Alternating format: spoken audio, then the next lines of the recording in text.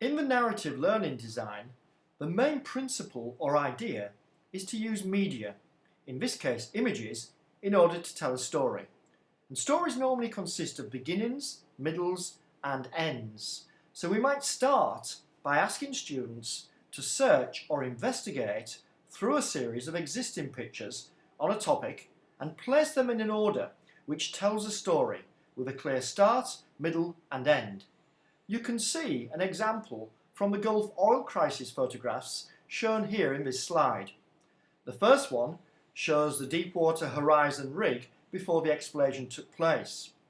The second one shows the explosion itself, and the third one shows the cleanup operation. Clearly, these indicate the start, middle and end of a story or narrative. So in this process, using the learning framework that we've described previously, the next stage would be to create something using these images. This is the stage where pupils might create a narrative or story to link the images together. They might, for example, be asked to work in small groups in order to put together a commentary which they could read and record and make into a video podcast. They could, for example, be used to do this in the style of a dramatic news bulletin. After creating their story, they need to share it, and this again is where the digital toolset, which we've described, can be of great assistance.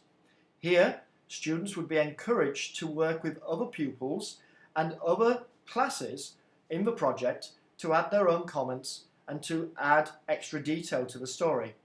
They could, for example, use a tool like VoiceThread, which we've already examined, to upload their video podcast and to send it to their partner school, who would add feedback.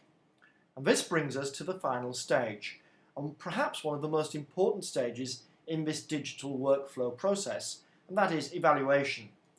At this stage, students both from their own school but also from the partner schools would be encouraged to leave feedback which is used by the students to evaluate and to reflect on the quality of their story. Again, a variety of tools could be used to support this. These tools might include a blog, they might include Google Docs, and of course, as we've said frequently, they could include VoiceThread itself. In this way, students are undertaking one of the learning designs in the framework, in this case narrative, and they're using it through the digital workflow process, which we're encouraging you as teachers to set up and to use as your template for this entire project.